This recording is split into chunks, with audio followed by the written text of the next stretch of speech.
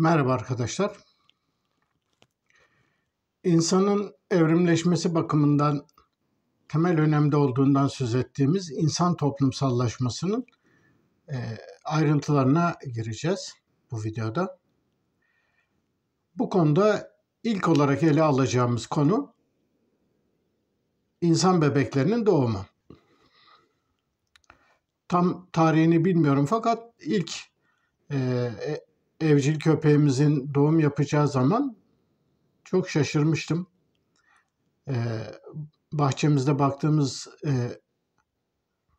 akbaş cinsi bir köpek vardı. Sonuçta bu dişi köpek hamile oldu. Bir süre sonra da doğum yapacaktı. Genelde doğuma ilişkin, o zaman tabii ortaokul lise yıllarındayım. Genel olarak kafamızda doğumun çok zor olduğu, sıkıntılı olduğu gibi bir düşünce olduğu için biraz kaygılıydım. Sonra işte bir arkadaşım bir gün geldi. Ya dedi, siz köpek dedi doğum yapıyor. Neyse hemen koştuk yuvasına. Yuvanın orada heyecanla bakıyoruz. Bir ya da iki tane yavrunun olduğunu gördük. Ama köpek oldukça rahat. Hiç öyle bir sıkıntı, inleme, sıkıntı hiçbir şey yoktu. Neyse biz o gün boyu ara ara gidip bakıyoruz işte 2 iken 3 oldu, 3 iken 4 oldu, 5 oldu, 6 oldu. Ama her seferinde gidiyoruz, yeni çıkan yavruları köpek yalıyor. Ondan sonra onlar da işte gözleri kapalı zaten. Annelerinin memelerini hemen işte emmeye çalışıyorlar falan. O zaman çok şaşırmıştım. Daha sonra değişik belgeselleri izlediğimde yine aynı manzarayla karşılaştım. Yani örneğin mutlaka siz de doğa belgesellerinde görmüşsünüzdür. Bir zürafanın ya da bir filin ya da bir ceylanın yavrusunu nasıl doğurduğunu, e, yavruyu doğuruyor, yavru yere düşüyor, anne hemen yalamaya başlıyor falan. Ondan sonra 5-10 dakika aradan geçmiyor. Annenin gözetiminde yavru titrek bacaklarıyla ayağa kalkmaya çalışıyor. İşte yalpalıyor, düşüyor. Anne işte başıyla, bacaklarıyla falan destek olmaya çalışıyor. Neyse sonuçta en fazla yarım saat, bir saat içerisinde yavru ayağa kalkıyor ve koşmaya başlıyor. Yani bu memelilerde doğumun bu kadar böyle hızlı ve kolay bir biçimde olması, ama buna rağmen insan doğumunun bu kadar sıkıntılı ve zahmetli olması tabii dikkatimi çekmişti, ama tabii o dönem evrim nedir, evrimsel gelişme nedir, bu konuları hiç bilmediğim için ayrıntısına durmamıştım. Ama daha sonra evrimle ilgili konular üzerine kitaplar okuyup belli araştırmaları yapınca insan doğumunun ne kadar benzersiz, ne kadar ilginç bir durum olduğunu fark ettim. Mutlaka bunun siz de farkındasınızdır. Yani normal bir kadının doğum yapması saatler sürüyor. Yani 10 saat, 12 saat süren doğumun 10-12 saat sürmesi çoğu durumda normal karşılanıyor. Hatta bildiğim kadarıyla yani bu günlerce süren doğum sancıları ve doğum çabaları da var. Yani 40 saate ulaşan doğumların olduğundan falan söz ediliyor. Ki bugün modern gelişmiş teknolojiyle bu konuda insanlık çok ileri adımlar atmış durumda. Oysa ki eskiden hiç böyle bir şey yoktu, biliyorsunuz. Eskiden bazı ülkelerde, bazı toplumlarda öyle korkunç istatistikler vardı ki, örneğin her 3 doğumdan birinde annenin öldüğü dönemler, toplumlardan söz ediliyor. Geçmişte böyle doğum yaparken kadınların hayatlarını yitirmeleri çok sık bir durumdu. Kuşkusuz bunun en önemli nedenlerinden birisi hijyen konusuydu. O dönemler, eski dönemlerde hijyen konusunda bir duyarlılık, bir bilinç olmadığı için kadınların hayatlarını kaybetmeleri ve bebeklerin hayatlarını kaybetmeleri son derece olağan geliyordu. Yani sonuç olarak şunu anlatmaya çalışıyorum. İnsan bebeklerinin doğması başlı başına büyük bir sıkıntı ve sorun kaynağıdır. Şimdi bu sıkıntı ve sorun kaynağı aslında insanlığın evrimi ve insanlığın gelişmesi bakımından ilk insan mesleğinin ebelik olmasını da doğurmuştur. Evet, insan dışında hiçbir canlı türünde dişiler doğum yaparken başkalarının yardımına bu kadar muhtaç değildir. Yani kuşkusuz başka hayvanlarda da, özellikle de primatların bazı türlerinde, şempanzelerde, bonobolarda ya da işte bazı gorillerde falan doğum yapan dişiye çevresindeki diğer dişilerin yardım ettiği falan olur. Görülmüştür de böyle şeyler. Ama insan türünde, yani kadınların doğum yapmalarında bu yardım öyle tesadüfi olsa da olur, olmasa da olur ya da arada sırada görülen bir özellik değil, hemen hemen neredeyse zorunlu bir olaydır. Yani başkalarının yardımı olmadan kadınlar doğum yapamazlar. Yapsalar da bu tesadüfi, yani arizi, rastgele bir durumdur ve pek sık görülmez. Yani bazı filmlerde ya da romanlarda işte bazı kabile toplumlarında falan kadınların bir köşeye çekilip kendi başına doğum yaptıkları falan söylenir. Evet, doğrudur, böyle örnekler de vardır ama bunlar insanlığın bütünü açısından bakıldığımızda genel bir durum değildir. İnsanlar, daha doğrusu kadınlar doğum yaparken başkalarına yardım almak zorundadır. Peki neden? Böyle bir zorunluluk varsa bunun da biyolojik gerekliliklerin olması gerekir ve gerçekten biyolojik gereklilik vardır. Şimdi kadınların doğumlarını primatlarla karşılaştırdığımızda ilginç bir durum görüyoruz. Primatlarda biliyorsunuz insan dışındaki primatlar 4 ayak üzerinde yürüyorlar. 4 ayak üzerinde yürüdükleri için onların dişilerinin leğen kemikleri oldukça uzun ve geniştir.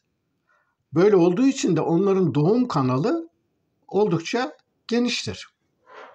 Geniş olduğu için bebek bu doğum kanalından bebeği doğurmaları o kadar zor değildir. Yani bir dişi şempanze, bonobo ya da bir goril yere çömeldiğinde belli bir ıkınmaları yaptıktan sonra bebeğini kolaylıkla doğurabilir.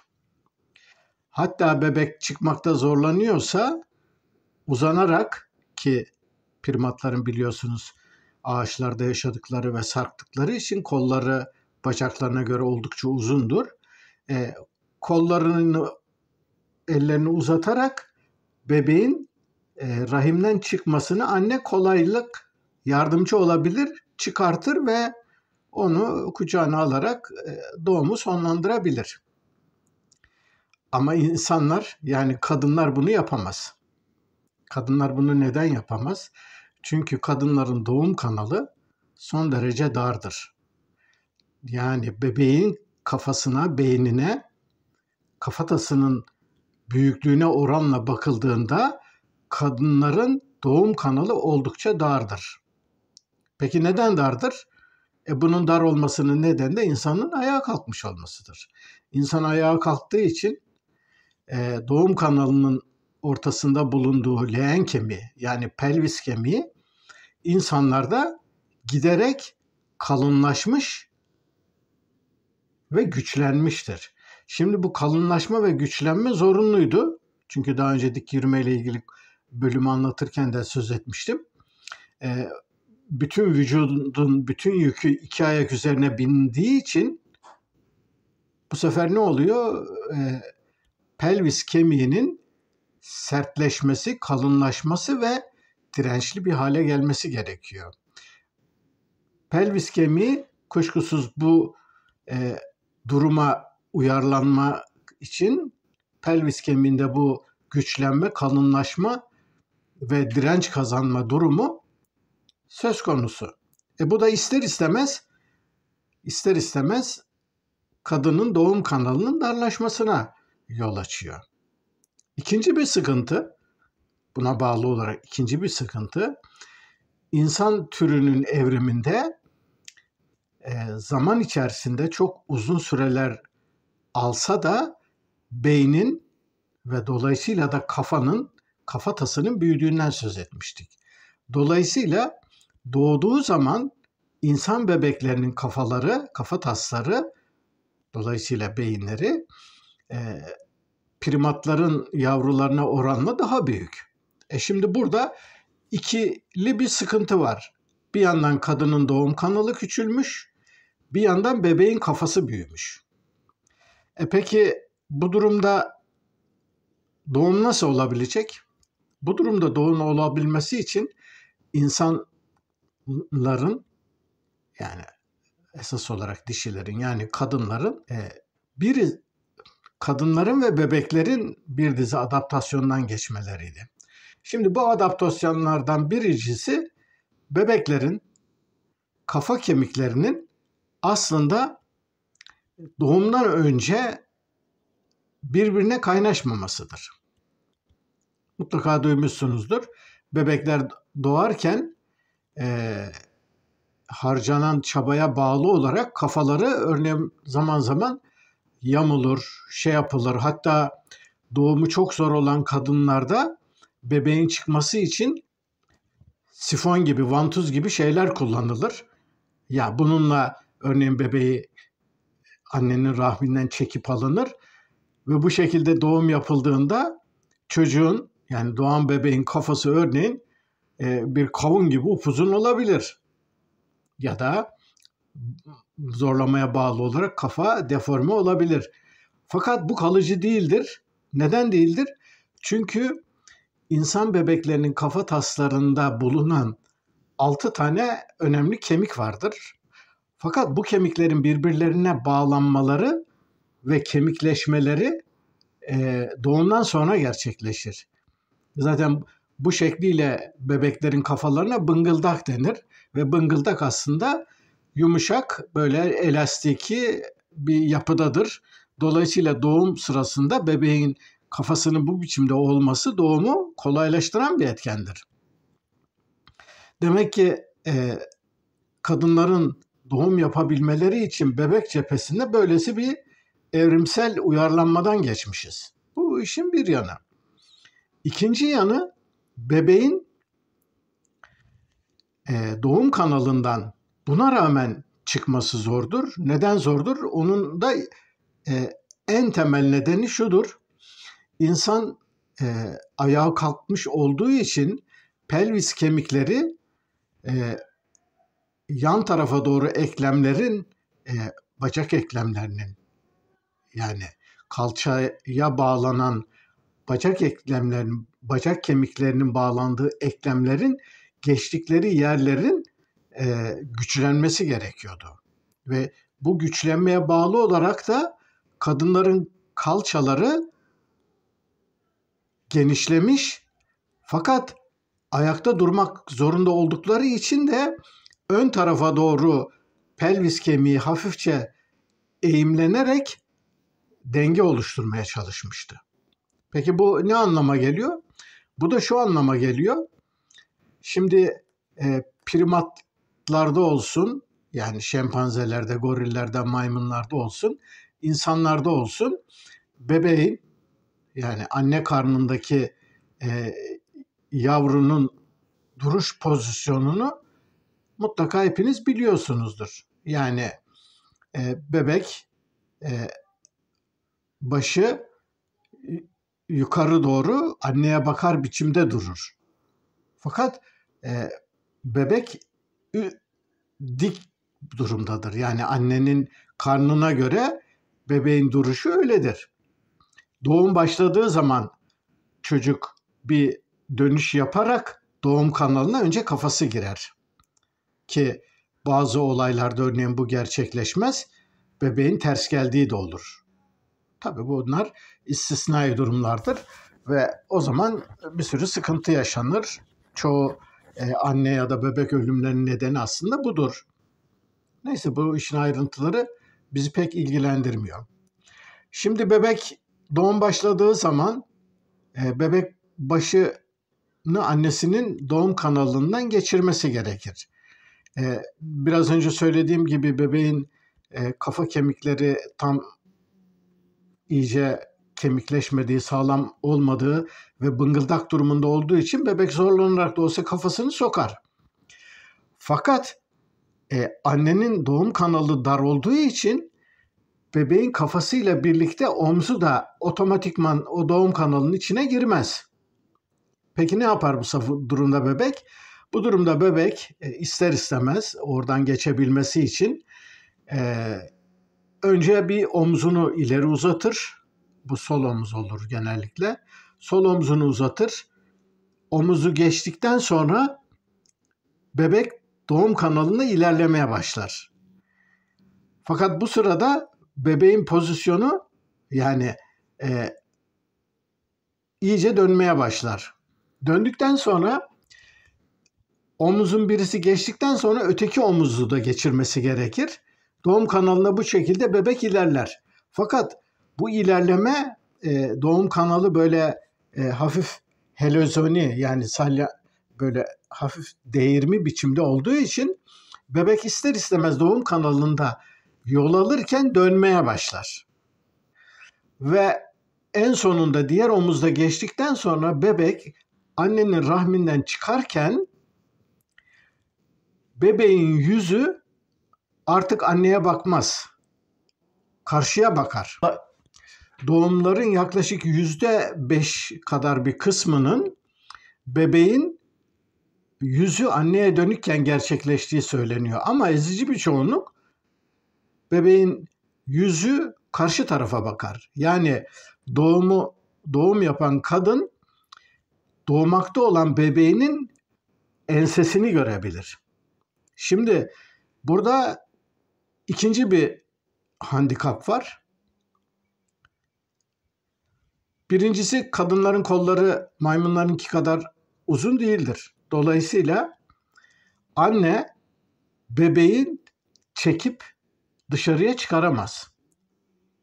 Bunu ancak başkalarının yapması gerekir.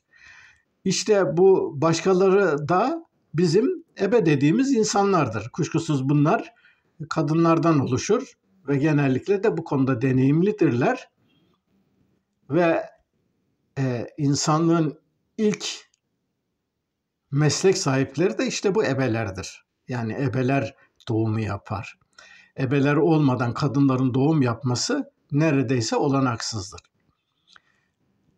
Peki kadın uzanarak her şeye rağmen bebeği kendi rahminden dışarı çıkarabilir mi?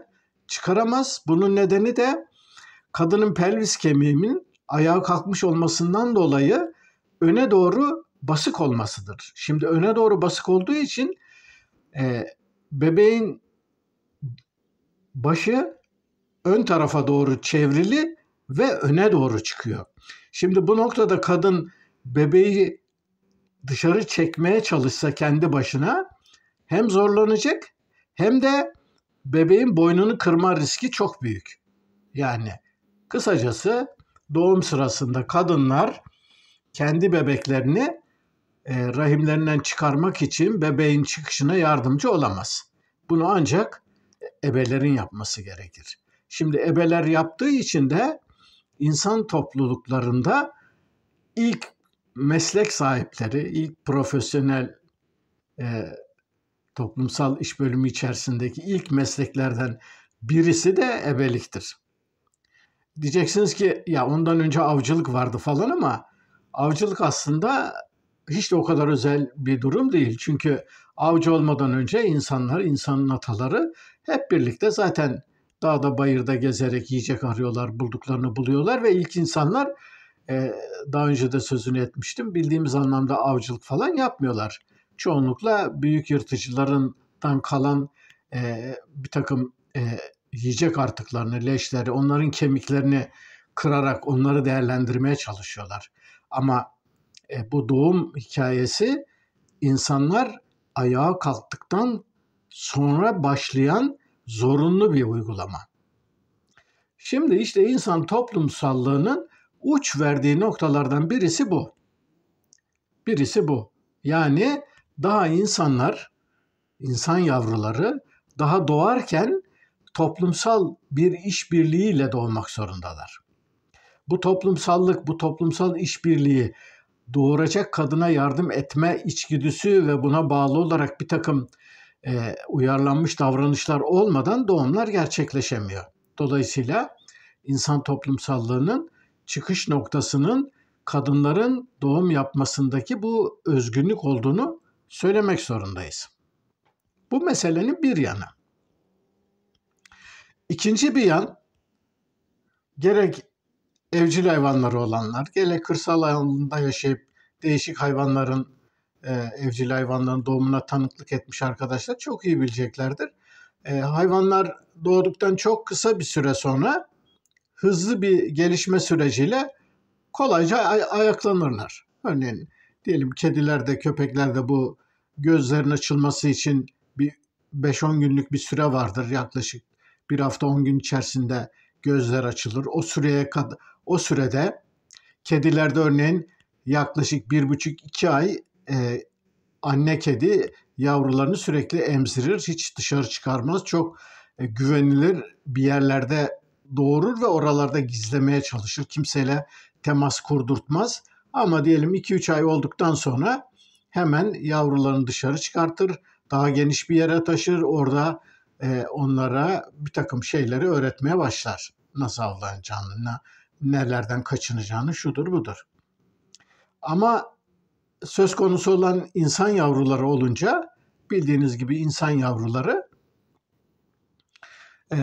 doğumdan aylar sonra bile aslında bir şey gibidir, pelte gibidirler. Kuşkusuz gözleri açık doğar bebekler ama bebeği koyduğunuz yerde sadece durur. Başını yana bile çeviremez. Başını yana sağa sola çevirip bir takım hareketler yapabilmesi için aradan haftalar, aylar geçmesi gerekir. Dolayısıyla insan yavrularının bu derece çaresiz ve tamamen anne bakımına muhtaç olmaları onları ister istemez bakıma muhtaç bir hale getiriyor. Şimdi bu da insan toplumsallığının uç verdiği ve gelişmek zorunda olduğu ikinci nokta oluşuyor. Kadınlar yavrularını doğurduktan sonra haftalarca, aylarca çocuğunu yanından ayırmamak zorundadır. Çocuğunu yanından ayırmaması demek her işini yaparken, beslenirken, kaçarken, kovalarken, besin ararken, işte kendine yatacak yer ayarlarken şudur budur. Her zaman çocuk elinin altında ve sürekli gözetim altında olmalıdır. Peki zaman zaman kendisi bir takım şeyler yapmak istediğinde de çocuğunu en yakınındaki birilerine emanet etmesi gerekir. Bu emanet edeceği kişi kim olabilir? O içinde yaşadığı topluluğun durumuna göre bu, diyelim primatlar söz konusuysa, genellikle bir şempanze ya da goril ya da bir bonoboysa kız kardeşlerinden biridir. Yani annenin kız kardeşlerinden birisidir. Yani bebeğin teyzeleridir. Ya da kendi kızlarından birisidir. Yoksa başka kimseye emanet edemez. Erkeklerin zaten çocuk bakımıyla hiçbir ilgisi yoktur. Şempanzelerde ve diğer birçok primat türünde öyledir. Yani bebek bakımıyla ilgilenen tek primat türü insandır. Ama insan erkeklerinin bebeklerle ilgilenmesi konusu, bu babalığın ortaya çıkması diye bir olay. Bunu ayrıyeten ileriki bir videoda ele almayı düşünüyorum. Şimdi bu videoda bu konunun ayrıntılarına giremeyiz. Demek ki insan toplumsallığını geliştiren en önemli tutanak noktalarından ikincisi doğumun ardından bebeğin görece çaresizliği çok uzun bir süre için bebeğin büyümesi ve gelişmesi için özel bir bakıma ihtiyaç olması, bu özel bakım ve ihtiyaç nedeniyle sadece annenin tek başına bu işin içinden çıkamaması, zorunlu olarak çevresindeki yani gruptaki en yakınındaki insanların da ona bu konuda yardımcı olması gerekir. Zaten bununla ilgili bir Afrika atasözü vardı, bir yerde okumuştum. Bir bebeği büyütmek için bir köy gerekir diyor. Atasözü buydu.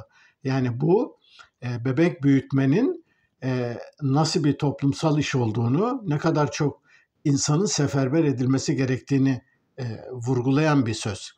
Gerçekten de öyledir. Örneğin diyelim şempanzelerde bir yavrunun annesinin yanında büyümesi, gelişmesi ve tam bağımsızlığına kazanması 10-12 yılı buluyor. Evet, bir şempanzede bile böyle. Oysa ki bir de insan bebeklerini düşünün, insan yavrularını düşünün. Bugünün gelişmiş teknoloji ve olanaklar dünyası olarak değil de geçmişteki yaşam koşullarını düşünün. Bir annenin bir çocuğun bağımsız bir hale gelip anne babadan ayrı bir birey haline gelebilmesi için neredeyse yani 20'li yaşlara kadar anne babaya bağımlıdır ki günümüzde bile bu esas olarak böyledir. Demek ki insan toplumsallığının en önemli noktalarından birisi de bu. Yani bebekliğin ve çocukluğun uzun bir gelişme dönemi alması. Yani insan yavruları öyle 2 senede, 1 senede, 3 senede, 5 senede bağımsızlaşıp kendi hayatiyetini, kendi yaşamını sürdürebilir bir hale gelemiyor. Bu açıdan topluma, topluluğa, annesine, babasına ve yakın çevresine bağımlılar. Bu da insan toplumsallığını ortaya çıkartan en önemli güdülerden birisi. Şimdi peki bu durum yani bebeğin gelişmesinin insan yavrularında daha uzun olması primatlar açısından ne gibi farklılıklar getiriyor? Şimdi buna ilişkin de aslında daha bebek doğmadan önce anne karnındayken bir takım özelliklerin burada işin içine girdiğini görüyoruz. Yani nedir bunlardan birisi? Örneğin şempanzeler, bonobolar, goriller ya da orangutanları düşünelim. Bir dişi primat yani kuyruksuz bir maymun yavrusunu doğurdu. Diyelim somut olması açısından daha insana en yakın olan şempanze örneği üzerinden gidelim. Bir şempanze yavrusunu doğurdu. Nispeten insana göre kolay bir biçimde doğurdu, aldı. Şimdi bu yavru doğduğu andan itibaren aslında annesinin yanından ayrılmayacak. Ki anne de ayırmaz onu. Kucağında taşır 1-2 hafta. 1-2 haftadan sonra yavru annesinin tüylerine tutunmaya başlar. 2-3 haftalıktan sonra da anne yavrusunu sırtına atar. Yavru da annesinin sırtına tutunur. Nasıl tutunur? Şempanze yavruları yani bütün primatlarda olduğu gibi bu konularda çok yeteneklidirler. Yani doğdukları andan itibaren bu refleksleri gelişmiştir. Oysa ki bildiğiniz gibi insan bebekleri yani 6 aylık, 1 aylık bebekler bile bir takım şeyleri yapamazlar. Yani tutunma, yakalama, kavrama, hoplama, zıplama zaten bunları yapamazlar. Fakat bebeklerin gelişme seyrine baktığımızda aslında bu yetenekler yani bir şempanze yavrusunun sahip olduğu bütün yetenekler potansiyel olarak insan bebeklerinde vardır.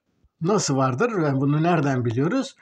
Bunu her çocuğu olan anne baba bilir. Çocuk doğduktan kısa bir süre sonra doktor kontrolüne götürdüğünüzde bazı nörolojik testlerden geçer. Bu nörolojik testlerde örneğin bebeklerde bir takım reflekslerin olup olmadığı kontrol edilir. Bu reflekslerin neler olduğunu doktorların çoğu bilir. Çoğu bilir ama bunun anlamını hemen hemen çoğu bilmez. Çünkü doktorlarımızın çoğu ne yazık ki evrimle ilgilenmedikleri için, evrimin ne olduğunu bilmedikleri için bu reflekslerin ne anlama geldiğini ve bunlara bakarken aslında neyi kontrol ettiklerini de bilmezler. Onların tek baktıkları şudur. Örneğin diyelim yeni doğan bebeklerde belli refleksler vardır. İşte bunların isimleri değişiktir. Babinski refleksi, Moro refleksi, Palmer refleksi, Galant refleksi, tonik boyun refleksi. Bunlar gibi bir sürü refleks vardır ve bebeklerde ilk birkaç ay içerisinde bunlar gözükür. Bazıları 5-6 ay sürer. Fakat kısa bir süre sonra bu refleksler ortadan kalkar. Bu refleksler ortadan kalkmadığında aslında bebekte sinirsel, nörolojik olarak bazı sorunlar olduğu anlamına gelebilir. Dolayısıyla nörolojik testlerde bebeklerde bunun olup olmadığına bakılır. Ama normal sağlıklı bebeklerde normal gelişim seyri içerisinde bu reflekslerin çoğu belli bir süre sonra 2 ay, 3 ay, 5 ay, 6 ay sonra hepsi kalkar. Peki bu refleksler niye kalkar? Çünkü bu refleksler aslında bizim primat geçmişimizden kaynaklanan reflekslerdir. Yani örneğin yeni doğan bir bebek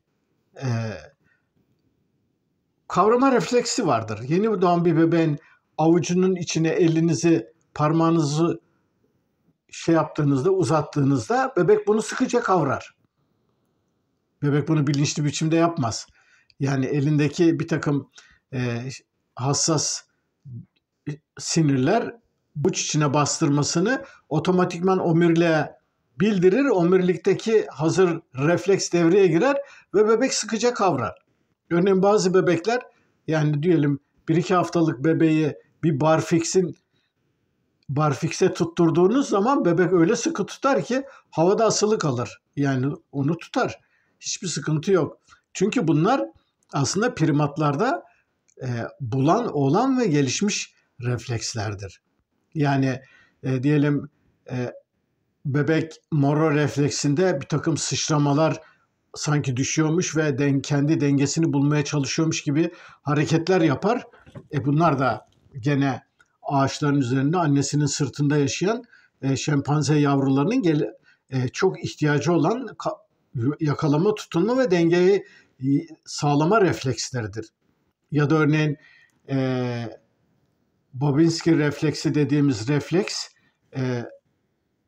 örneğin bebeğin ayaklarıyla, parmaklarıyla bir şeyleri yakalamaya çalışması. Bu da bir reflekstir. Bebeklerde bu da vardır. Hatta örneğin bazı sıra dışı örneklerde yeni doğmuş bebeklerin adım attıkları da görülür. Yani kuşkusuz birileri yardımcı olarak elinden, koltuk altlarından falan tuttuğunda, ama çok somut bir biçimde böylesi bebeklerin adım attıkları falan görülür. Bu da sonuçta primat geçmişten kaynaklanan reflekslerdir. Şimdi peki insanda bu refleksler neden bebek belli bir olgunluğa geldikten sonra yok oluyor? Çünkü insanlarda bu reflekslerin çoğu artık iş görmez hale geliyor. Nasıl iş görmek hale geliyor? Bizim evrimsel süreçte insanlar 2 ayak üzerine kalktıktan belli bir süre sonra vücudumuzdaki tüyler döküldü. Yani çıplak maymun haline geldik. Şimdi çıplak maymun ne demek? Yani sonuçta vücudumuzda her ne kadar gözle uzaktan tam seçilmese de kuşkusuz vücudumuzda tüy dediğimiz, ki aslında tüy değildir onlar, kıldır, ince tüyler vardır ama bir şempanzeye, gorile, maymunla kıyasla bizim vücudumuz çıplaktır. Sadece işte üreme organlarının bulunduğu yerlerde, koltuk altlarında belli noktalarda kıllar vardır. Bir de saçta. Kafamızın üstündeki kılların bulunmasının nedeni belli. Yani yakıcı güneşin etkisinden vücudu korumak için. Ama onun dışında insanlar evrimsel süreçte tüylerini dökmüşlerdir. Peki bu ne zaman olmuştur? Tüy dökmenin tarihi 2,5-3 milyon yıl önceye kadar gidiyor. Peki bundan nasıl bu kadar emin olabiliyoruz? Bilim insanları kuşkusuz bunların çalışmalarını yaptılar. Bununla ilgili son dönemde yapılan genetik çalışmaların büyük rolü var. İnsan vücudu üzerinde yaşayan 3 çeşit bit var. Örneğin üreme organları, kasıklarda yaşayan bitler var. Koltuk altında yaşayan bitler var. Bir de diğer saç bitleri var. Bu bitlerin genetik yapıları çözüldükten ve bunlarla ilgili çalışmalar yapıldıktan sonra bunların evrimleşme tarihleri geçmişlere giderek araştırıldığında biraz önce sözünü ettiğim rakama ulaşılıyor. Yani insanlar yaklaşık 3 milyon yıl önce tüylerinden arınmaya başladılar. Şimdi tüysüz bir maymunu düşünün. Yani tüysüz bir insanımsıyı düşünün. Bebek doğdu, annesi artık ağaçların üzerinde gezmiyor, dolaşmıyor. Dolayısıyla bebeğini esas olarak anne kucağında taşıyor. Anne ya da onun yanındaki yakın akrabası. Şimdi böyle olunca bebeğin annesinin tüylerine tutunma ya da bir yerlere ayak parmaklarını dayama ya da dengesini olağanüstü tek başına kendi başına sürekli sağlama diye bir zorunluluğu ortadan kalkıyor. Bu zorunluluklar ortadan kalktığı için biraz önce adlarını saydığım ki internete girdiğiniz zaman kolaylıkla isimlerini öğrenebileceksiniz. Bu refleksler günümüzde insan bebeklerinde ortadan kalktı. Ama ortadan kalkmalarına rağmen bunlar genetik yapımızda yani genetik şifremizde var oldukları için bebekler bir süre bunları sürdürüyorlar. Ama sağlıklı bebekler bir süre sonra bu reflekslerle ilgili açma kapama düğmeleri faaliyetini sürdürüp gerekli kontrolleri yaptıktan sonra ortadan kalkıyorlar. Yani düğmeler kapanıyor ve dolayısıyla bu refleksler artık işlemez hale geliyor. Hatırlayacağınız gibi daha önceki bazı videolarda insan DNA'sının geçmişten bu yana yani tarihsel ta sürüngen atalardan başlayarak birçok özelliğin hepsi genetik haritamızda, genetik yapımızda hala varlıklarını sürdürüyor. Ki buradan hareketle örneğin Darwin'in yaşadığı dönemde önemli biyologlardan biri olan Ernst Haeckel, ontojeni filojeni tekrar eder diye bir ilke söylemişti. Yani Haeckel'in söylediğine göre şöyle bir durum vardı. İnsan embriyosu ta balık halinden başlayarak, balık atalarından başlayarak sürüngenlerde, memelilerde ve primatlarda ve insana gelene kadar yaşadığı tarihsel milyonlarca yıllık evrimsel süreci 9 aylık annenin karnındaki fetüsün gelişmesinde izleyebiliriz diye bir şey söylemişti. Nitekim bu insan embriyolarının gelişmesine baktığınız zaman ilk başlarda gerçekten kurbağa iri başına benzer fetüs. Daha sonra işte büyümeye başlar. Sonra yan tarafta solungaçları çıkar. Tıpkı balıklarda olduğu gibi. Hatta 5. 6. ayda herhalde lanuga denilen bir dönem başlar ve fetüsün bütün her tarafı kıllarla kaplanır. Kıllarla kaplandığı için sonra bunlar dökülür falan. Yani böyle Haeckel'in söylediği biçimsel olarak dıştan bakıldığında gerçek gibiydi. Fakat tabii birebir onun dediği gibi işin olmadığı, aslında fetüsün gelişim evresi içerisinde hızlandırılmış bir evrimsel özetin yaşandığı doğru değil. Çünkü buna uymayan bir sürü durumlar var. Ama bizim konumuz açısından burada önemli olan şu. İnsan embriyosunda gelişmesiyle birlikte, bebeğin doğmasıyla birlikte bebeğin sahip olduğu bir takım reflekslerin zaman içerisinde ortadan kalkmış olması bizim primat geçmişimize ışık tutuyor. Yani primat geçmişimize ışık tutması ne demek? Bugünkü insanın biyolojik genetik yapısının kuzenlerimizle birlikte temel birçok noktayı paylaştığını açıkça ortaya koyuyor. Ama bu konunun ayrıntıları bizi ilgilendirmiyor. Bizim burada yoğunlaşmış olduğumuz nokta insanın benzersiz toplumsallığının nerelerden kaynaklandığı ve nasıl geliştiği. Şimdi insan toplumsallığı toplumsal hayvanlar içerisinde ilk başta videonun başında anlattığım 3 toplumsallık biçiminin de dışında yeni ve özgün bir biçim olduğu ortaya çıkıyor. Neydi bunlar?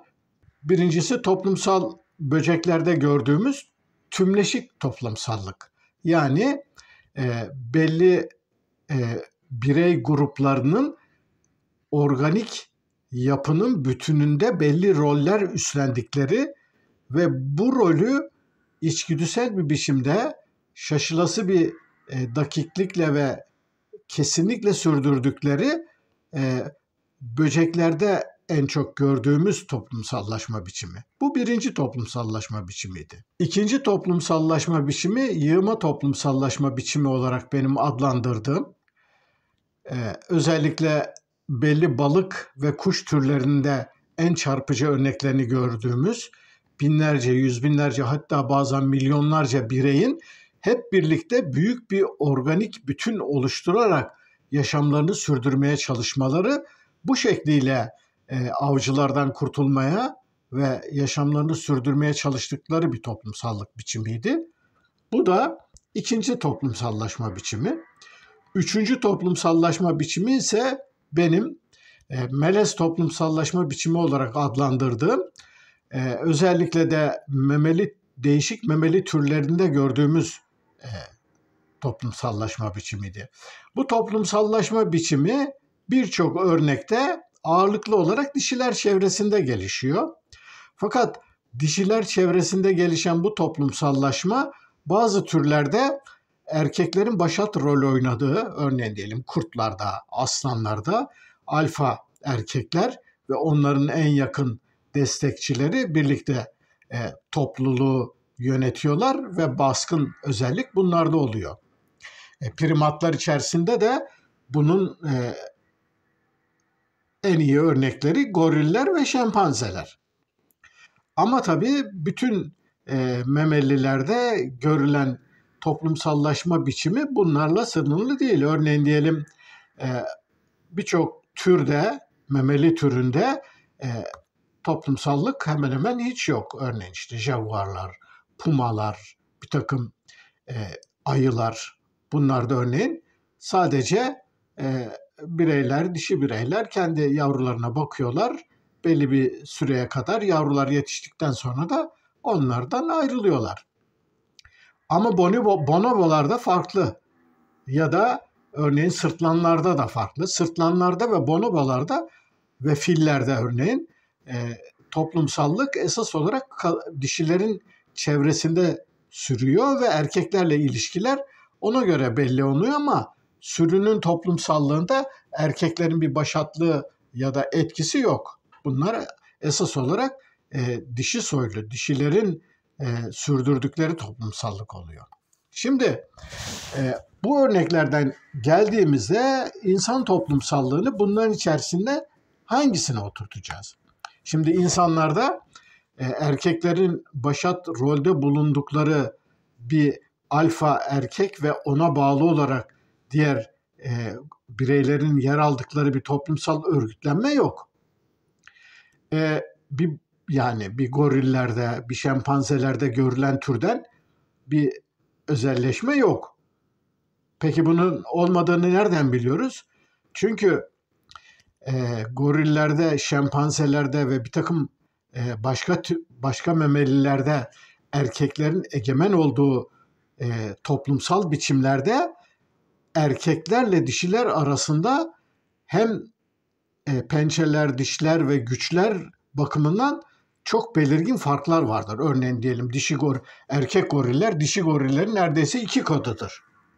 aslanlar dişi aslanlarından çok daha güçlüdürler. Pençeleri de güçlüdür, ağırlıkları da güçlüdür.